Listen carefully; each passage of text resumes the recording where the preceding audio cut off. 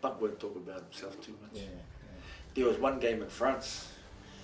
They reckon the French team were on drugs. Oh, wow. This is and they were just crazy, and they smashed the All Blacks. And Buck got ripped, he got rucked, and it ripped his nuts, his ball sack. And he got knocked out, he couldn't remember anything. And they reckon after the game he was sitting on the bench in the change room, still a bit fuzzy, and there was a big pool of blood at his feet. And they had a look, and one of his nuts had fallen, come out of the sack. God. So they put it back in and sewed it up. God. So he played the game? He played the whole game. What a nutter, eh? What a nutter. And I'm going to have to talk to him about that. Oh, man, yeah. Ask him about the nut. Now, one of your injuries was the most memorable, and it's known in every household in New Zealand and beyond.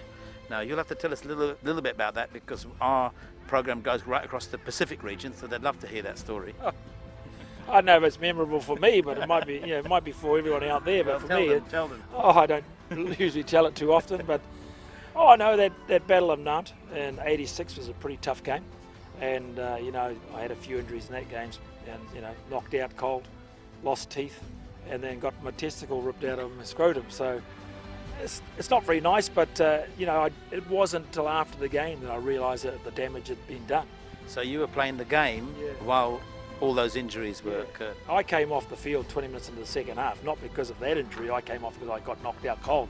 Didn't have a clue where I was. And you got your teeth knocked out at the same time? I got kicked in the face. It's just a nice place to play. It's a lovely place to play rugby. But no, it was it happened, and seeing as a story, again, the stories get bigger and bolder. People tell it, and add to it, and things like that. And seeing as I like to keep it down to the home truth, if I say it. Buck, you are very modest, and I can tell you now that it must have been very tough. I know you're saying, "Oh, it's okay," but I don't think us mere mortals would be able to go on a pitch, scrap it out, get your teeth kicked out, get knocked out, get your scrotum, I don't know, whatever happened down there, but it sounds like it's a little bit tougher than that you make out to be. Yeah, it is. It is tough out there on the football field. Even today, it's tough, But hey, it's a man's sport. You've got to be tough to play the sport.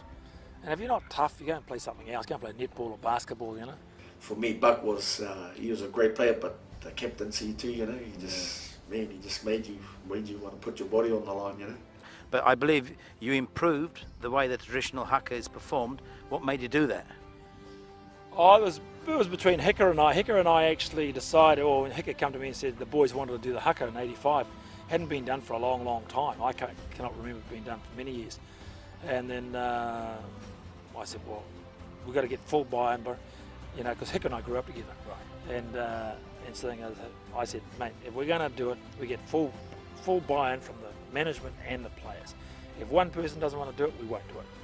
Because you don't want half the team doing it and half the team don't want to do it. Otherwise, you're not going to get the support. So I said, if we get total support, we'll do it. We'll teach them how to do it. We'll do it properly. And if we're not going to do it properly, we won't do it. And that was all the players had to buy into it. They had to buy into doing some time at practicing it. If they didn't practice it, we weren't going to do it. And so we got them practicing it. We got them, all our Palangi boys, they ended up doing it pretty well, and they got better and better the more they done it. And the education of the haka is stronger than ever today, and they do it really well today. Kamate plus their own haka, kapu o pango, and I think that I think there's a resurgence of it all through all our sports over the last 10 years, which is great. And I think it's a difference between us Polynesians, all the Polynesian islands, and all the rest. We've got our haka. It's our culture, and so we should be able to put it on TV because this is about us. In all the other teams, they haven't got their dances like we have, and we traditionally still do it, whereas they don't do their dances. And I think it's great that all our Polynesian rugby countries do still do it. What we did that day was a bit of history. Willie done that. He came right up to me in that game, and we eyeballed each other. They sort of strode towards arm in arm, the All Blacks, and I think he was face to face with Buck Shelford. The crowd were all on their feet. They just could not believe this was happening. What's he doing? He's coming up. Jesus, man, get in there and he'll go for it.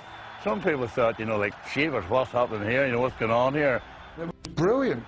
He come right up, he right in my face. I thought it was great. I thought it was a great challenge. The idea was psychologically, why should a side coming to Ireland to play on Lansdowne Road, our pitch, and get the first applause by doing a dance? He played really well that day, but they still lost.